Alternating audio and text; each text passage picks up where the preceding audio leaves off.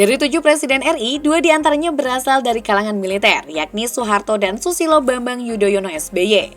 Di masa kepemimpinan Soeharto, Indonesia disebut berhasil membangun negara yang stabil dan mencapai kemajuan ekonomi dan infrastruktur.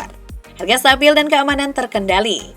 Sementara pada era SBY, pembangunan ekonomi dan demokrasi kembali melesat dan dinamis setelah dibayang-bayangi dampak krisis ekonomi dan politik 1998. Apakah masyarakat kembali menginginkan figur militer sebagai Presiden RI yang ke-8?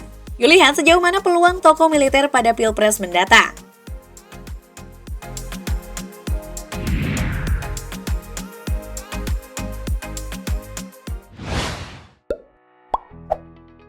Nama Gatot Nurmantio sebenarnya sudah muncul sebagai bakal capres pada Pilpres 2019. Menjelang Pilpres 2024, namanya kembali disebut-sebut. Hal ini terbukti dengan munculnya nama pria 63 tahun ini dalam sejumlah survei. Panglima TNI 2015-2017 ini, misalnya, menempati urutan 8 pada survei yang dilakukan Indikator Politik Indonesia atau IPI pada September 2020, dengan elektabilitas mencapai 1,4%. Sementara dalam survei yang diadakan oleh Lembaga Survei Nasional atau LSN pada Maret 2022, nama Gatot berada di posisi 10 dengan elektabilitas sebesar 1,9%. Walaupun memiliki elektabilitas Gatot rendah, namun peluangnya masih tetap ada.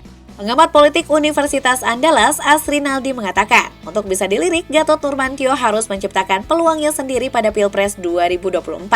Salah satu caranya yakni berkolaborasi dengan capres atau cawapres yang lain dalam branding diri. Dari sisi kapasitas kepemimpinan, Gatot sudah teruji karena pernah menjabat Panglima TNI. Dari sisi basis pendukung, Gatot juga punya cukup modal. Gatot berpeluang merebut suara kalangan umat Islam.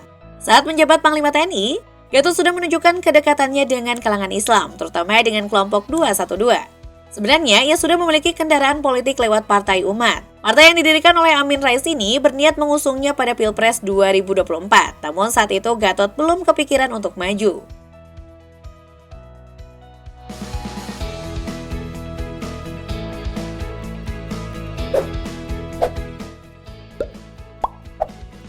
Nama Prabowo Subianto adalah figur militer yang punya kans paling besar sebagai bakal calon presiden pada pemilu 2024.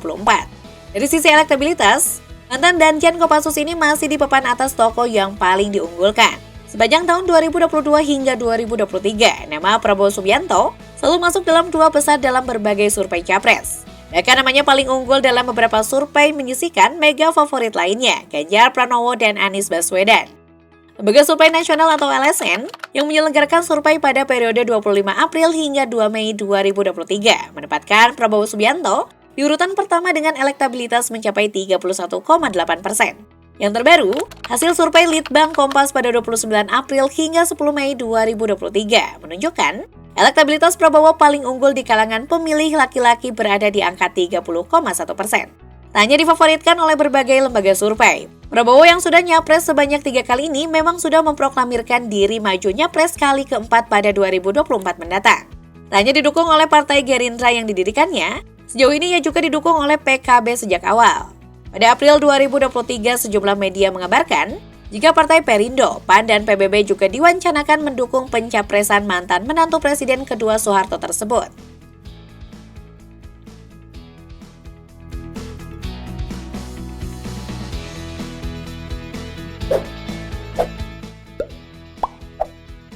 Mantan Panglima TNI yang baru saja memasuki purna tugas sejak 2023 ini juga disebut-sebut sebagai figur yang layak menjadi capres atau cawapres.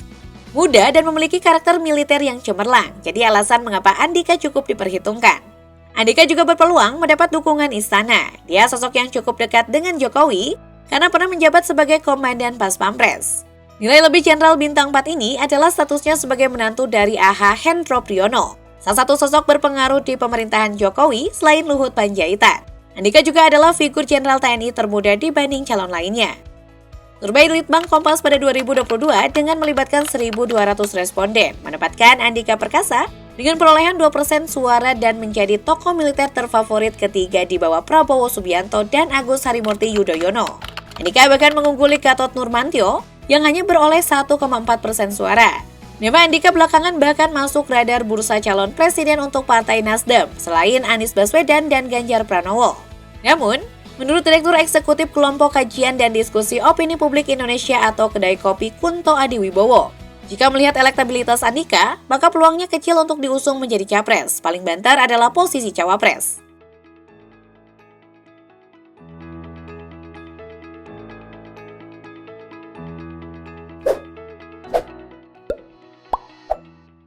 Sejak akhir 2022, Kepala Staf Kepresidenan atau KSP ini sudah menyatakan siap maju sebagai Capres 2024. Kemudian pada Mei 2023 lalu, Jenderal 65 tahun itu merespon positif ketika namanya masuk bursa calon Wakil Presiden Cawapres 2024 dalam Musyawarah Rakyat Relawan Jokowi yang dihelat di Istora Senayan, Jakarta. Jenderal Purn Muldoko secara kepemimpinan memiliki pengalaman sebagai Panglima TNI periode 2013-2015 dan sejak 2018 menjabat sebagai KSP. Meski eks-politisi Partai Hanura ini kini tak memiliki partai, namun secara politis ia dekat dan menjadi salah satu orang kepercayaan Presiden Jokowi, sehingga bukan tidak mungkin dia akan mendapat dukungan istana. Lembaga Survei Politikal Statistik atau Polstat pada 2022 lalu juga menempatkan Muldoko sebagai tokoh alternatif di Pilpres 2024. Nama Muldoko muncul bersama dua tokoh militer lainnya, yakni Prabowo Subianto dan Andika Perkasa.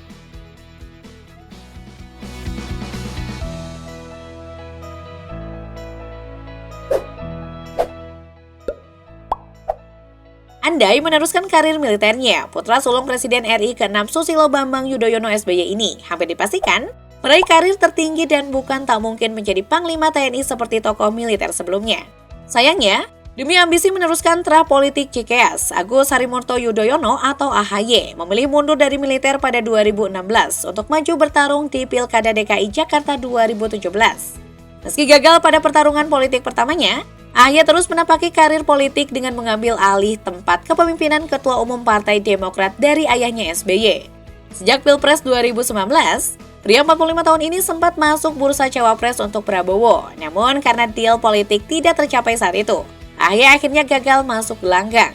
Kini pada pemilu 2024, ia bisa dibilang paling siap bertarung mengikuti Pilpres bersama Prabowo Subianto karena telah memiliki kendaraan partai politik. Dalam berbagai survei capres dan cawapres, nama AHY juga selalu masuk unggulan.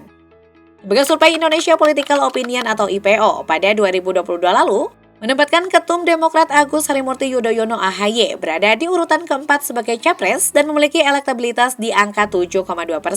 Sementara itu pada survei terbaru Lembaga Survei Indonesia LSI tentang pemilihan calon Wakil Presiden 2024 yang dirilis awal Mei 2023, AHY meraih tempat ketiga dengan elektabilitas 11,6%. Suami Anissa Pohan ini berada di bawah Ridwan Kamil 19,5% dan Sandiaga Uno 14,4%.